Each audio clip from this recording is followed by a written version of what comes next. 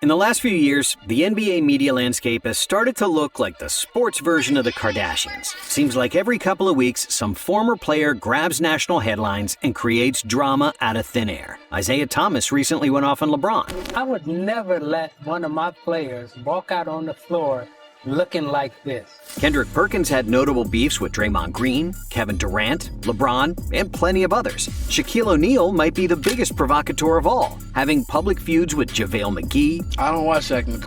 Dwight Howard, Rudy Gobert, KD, Donovan Mitchell. You don't have what it takes to get to the next level. I said it on purpose. I want you to hear it. What do you have to say about that? All right.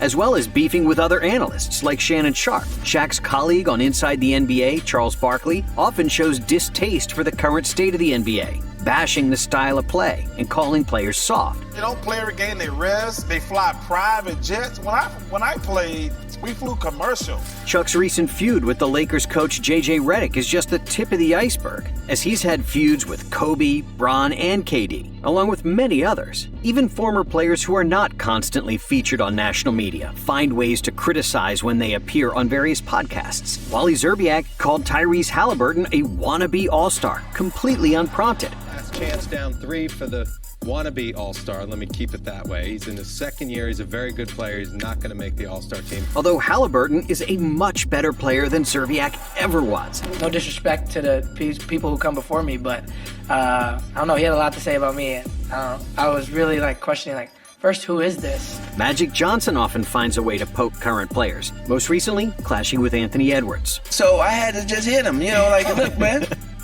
talk to me when you want something. When Edwards spoke about not wanting to be the face of the NBA, LeBron stood in his defense, citing the trend of negative media coverage. Why do you want to be the face of a league when all the people that, that cover our game and talk about our game on a day-to-day basis on everybody? The NBA is the only sports league in the world where former players and media are constantly talking trash about the current players and downgrading the level of the product, even though the skill level in the NBA is the highest it's ever been. Meanwhile, in the NFL, you don't hear Joe Montana going on podcasts and throwing young quarterbacks under the bus. Wayne Gretzky never downplays the current level of hockey in the NHL, and Derek Jeter doesn't talk trash about today's shortstops in Major League Baseball. But why is the NBA so toxic? Why did it become the National Hater League? How did creating drama seem to become the media's main goal, instead of praising the sport and the superstars who push the league forward? Some 40 years ago, back in the 80s, the relationship between the NBA superstars and the media was in a much better place. The league had a much smaller following, and both the league and its stars needed to have great relationships with journalists, since it was in everybody's best interest to push a great story forward. So beat reporters used to travel with stars on team flights. They'd grab drinks and have dinner with players, and the relationships were so intimate that reporters even got invited to players' homes. Jack McCallum, a longtime NBA writer for Sports Illustrated, covered Michael Jordan's career intimately, and it was a mutually beneficial friendship, since Jordan needed a media voice to increase visibility, as there was no widespread TV coverage. All of our games are on television every single day. In the 80s and the 90s, you may be able to catch one game if you had it locally. If your team had a local broadcast deal, you could catch it. And if not, then you may not see a game once every couple of days. You maybe catch 1 or 2 games, every other week. Occasionally, McCallum and other beat writers would write something negative about the players they were covering, but due to the long-lasting relationships they've built, those disagreements would be smoothed out instantly. By the late 90s, the popularity of the NBA blew up, and so did the coverage of the league. Even though beat reporters still had the most powerful voice, TV shows like Inside the NBA started to gain a lot of traction. When Charles Barkley joined Kenny Smith and Ernie Johnson on TNT, the show became a sensation. You're a rookie, you'll go last. Kenny Smith is here. Peter Vesey is here. And what separated Inside the NBA from all the other media forms was their sense of humor, along with the traditional basketball commentary. I got my new aim high hyper. Nike made their own shoe for me. Hold on, that's the wrong foot.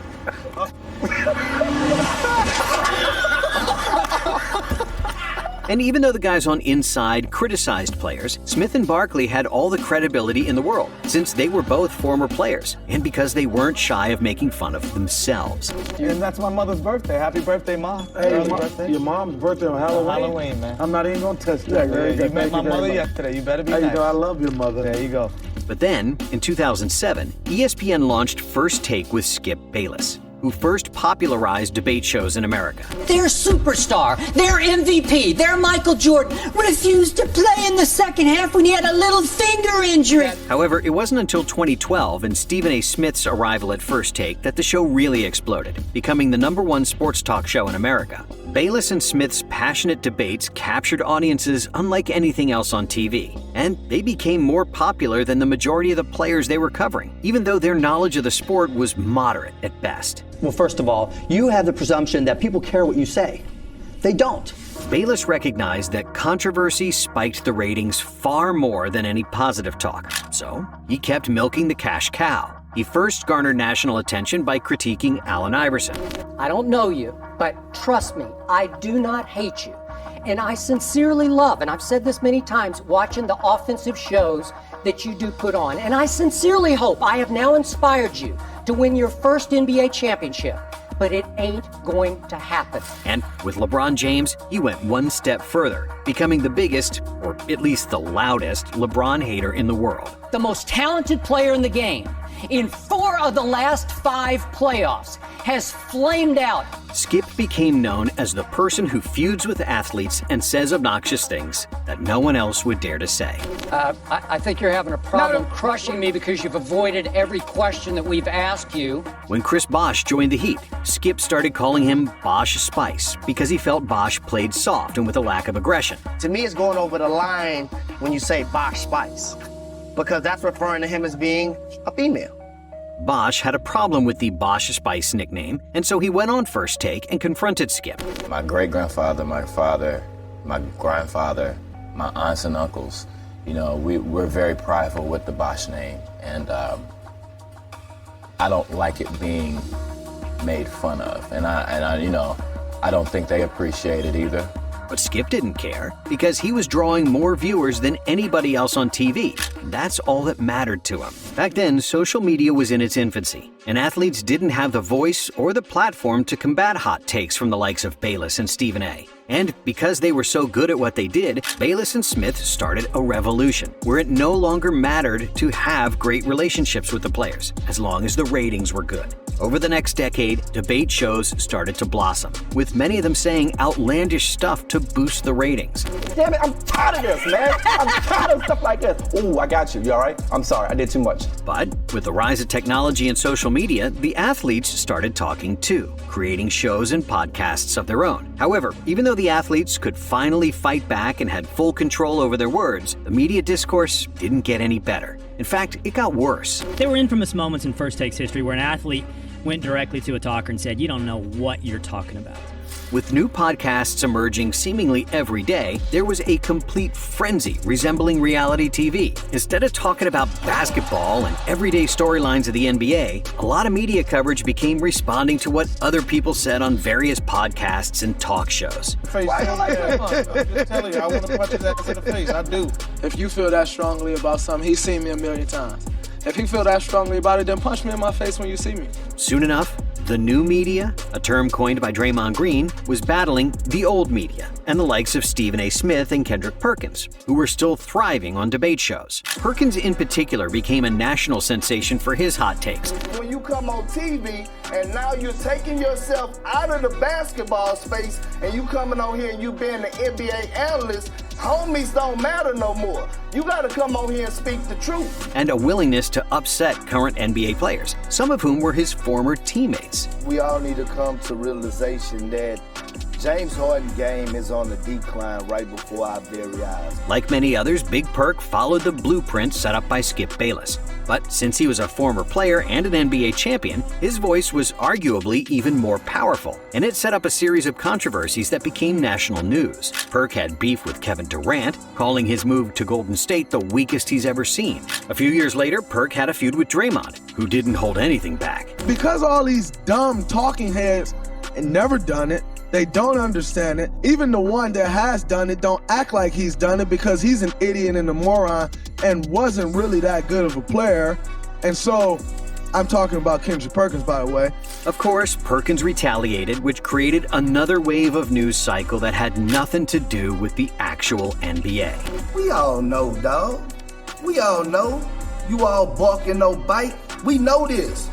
The NBA brothers know this. When LeBron James had an on-court disagreement with Stephen A. Smith about the coverage of his son Bronny, Stephen A. went on a talking marathon about the incident. That wasn't a basketball player confronting me. That was a parent. That was a father. And I can't sit here and be angry or feel slighted by LeBron James in any way in that regard. Smith talked about LeBron for a whole week. I thought it was weak. I thought it was some bullshit. But in the moment, I knew that I was listening to a father.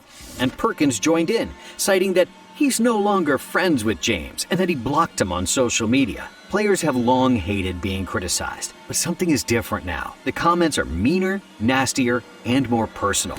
I think people in the media have gotten too comfortable, especially with our sport. They got too comfortable where, back in the day, like for sure, you would never bring up Charles Oakley's brother. Yeah. Charles Oakley will smack you through his brother. When Charles Barkley said that the Grizzlies point guard Ja Morant wasn't the kind of player who made his teammates better, Morant replied with one word on Twitter: knee pads, alluding that Barkley can assume the kneeling position to not be more graphic. Even though Barkley's criticism of Morant was fairly reasonable at the time and wasn't really trash talk, what Sir Charles ranted about J.J. Redick and the Lakers can hardly be described as constructive criticism. JJ, if you come for the king, you better not miss. Because I can get you, brother, because I got your Lakers games. We're the reason ratings are down. Oh, we're the reason. We're the reason, like we playing. If I'm a casual fan and you tell me every time I turn on the television that the product sucks, well, I'm not going to watch the product. And that's really what has happened over the last 10 to 15 years. I don't know why. It's not funny to me. Redick's remarks were on point, because what's the point of berating the league that feeds everyone's mouths, including those of analysts? But Barkley strongly disagreed, doubling down on his take that the league is in a bad place with the amount of three-point shooting. If you're just going to come out and have a three-point shooting contest every night, that's going to turn the average fan off. However, with all the comparisons to old times and that players in the previous eras were better, it's hard to argue with JJ's point. Granted, basketball in the 90s was more physical, and it's the biggest reason why the players from that era think of today's players as soft. But just because the rules allowed guys to punch each other when driving to the basket, it doesn't mean the actual basketball was better. On the contrary, the level of basketball is better than ever, as pretty much every player can dribble, pass, and shoot. Moreover, in today's NBA, it's much harder to play defense, because you gotta run after the Steph Currys of the world for an entire possession. You can't grab people because of the hand-checking rule, and you can't knock players out under the pretense of playing hard defense. On offense, there's a lot more passing before the actual shot. One more. Harris, 3 more. And since there's more space on the floor, there's much more player movement, screening, and cutting. More often than not, all 5 players are involved in the action and touch the ball before the actual shot. And sure, while it's true that a lot of shots in the current NBA are three-pointers, what some old NBA players and fans seem to forget is that the 3 is simply replacing the long 2, because it's more efficient and players are more skilled to hit from the outside. Yes, it's not all positive, as some of the fouls called today are really ticky-tacky, and because of the taunting rule, you can hardly celebrate a great play without receiving a technical foul. Come on, man. No way. Come on, man. But overall, the level of basketball is at an all-time high. And even though over 40% of all shots are three-pointers, the action that precedes the three-point shot is filled with a great deal of skill, dribble penetration, movement, and cutting. Compare it to the 90s and the early 2000s when the game was played inside the three-point arc, you'll see a lot of static play, with the majority of players just standing around and watching one player dribble the ball for 20 seconds against one defender in isolation. But even with all the knowledge available, half the league attempted 400 or more total threes in the first 6 seconds of the shot clock. So these early shot clock threes, same thing, 55%. Really? It's a good shot. I can't wrap my head around it. Am I too old school? In the clear evolution in basketball play, you still get old heads talking about the good old times, and that players from this era couldn't play 30 or 40 years ago. Most players who played in the 90s are still going on various podcasts and saying that Jordan would average 50 in today's game. While it's true that MJ was the greatest player of his era, it's complete nonsense to think he would average 20 points more than Steph, KD, LeBron, or Jokic. And do you know why we know that's nonsense? Because Jordan didn't average 20 points more than Adrian Dantley, Dominique Wilkins, and Larry Bird when he played against them. By the same logic, if Jordan would average 50, then Dantley, Bird, and Neek would all score over 40 and would be better players than pretty much any player today. And do you really think that Adrian Dantley is a better player than LeBron or KD? Look, with all respect to Dantley, who was a heck of a player, he's not better than those guys. And the question should be, could he play in today's era? Not the other way around. A big reason why there's hate from old NBA alumni is jealousy stemming from the fame, status, and money that the current players are enjoying today. Role players of today earn 10 times what superstars got 30 or 40 years ago. And that's not sitting well with some of the old heads, especially since they had to fly commercial, didn't have proper health care, and were dealing with elbows to the head from opponents nightly. However, on the flip side, modern NBA players are under more scrutiny than ever before, with everyone and their grandma commenting on their every mistake. Ja Morant has the skill, the speed, and the star power to make him one of the faces of the NBA. But for the second time in 3 months, we're not talking about his unique talent. We're talking about his choices. In today's media, every shortcoming of a great player too often draws comparisons with the players of old and sparks another hot debate of who was better. If LeBron passes up the opportunity to get a three-point shot, there are great chances that Stephen A. Smith will go on First Take the next day and talk about how LeBron doesn't have a killer mentality and that Jordan would never pass up that shot. What the hell was that?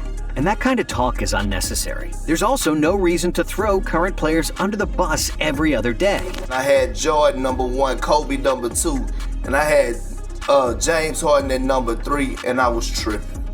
To be fair, Stephen A., Kendrick Perkins, and Charles Barkley, they're great at what they do. But to validate JJ Redick's point, you can still be great at talking about basketball without diminishing the value of the NBA and its current superstars. People like Kevin Garnett, Matt Barnes, and Larry Bird are always complimentary about today's players. You see these old broken down NBA players talking about their era and how great they were back then, and the players today are not as good as they were back then. That's crazy, man. I mean, obviously you haven't seen LeBron James the last 17, 18 years. You didn't see Klay Thompson score 37 points in one quarter. Or obviously you don't see James Harden come down the lane getting ready to dunk on whoever's standing there. I mean, it's just amazing how these guys are playing the game today. And I couldn't be more prouder of them. And they have great, successful shows without bashing the modern era. I don't see why former players feel like it's their spot, or does it make them feel better to disrespect these guys? To me, this is super weak. I don't like it. There's been 5,000 players in the history of the NBA, so that's why it bothers me when former players feel like they have to shit on the younger players. Matt Barnes. However, in the world we live in, negativity and drama will get more clicks and views than celebrating basketball. That's why, for example, ESPN fired Zach Lowe, who is one of the best analysts in the history of the profession, while Stephen A. Smith has a contract more lucrative than 80% of NBA players. That being said, it's fair to say that the current NBA media ecosystem is flawed, but both sides can still find some form of middle ground. Most fans don't want to watch Mind the Game every day and dwell on basketball tactics Monday through Sunday. For a casual fan, it's easier and more fun to follow debate shows. And that's perfectly fine, as both programs can coexist, and all parties involved can have mutual respect for each other. Why are you shooting the ball in warm-up and you never shoot it in the game? I shoot when I have to, Chuck. Enjoy the beautiful game of basketball and the great league that is the NBA. Thank you for watching. And if you like this video, we have another one for you right here.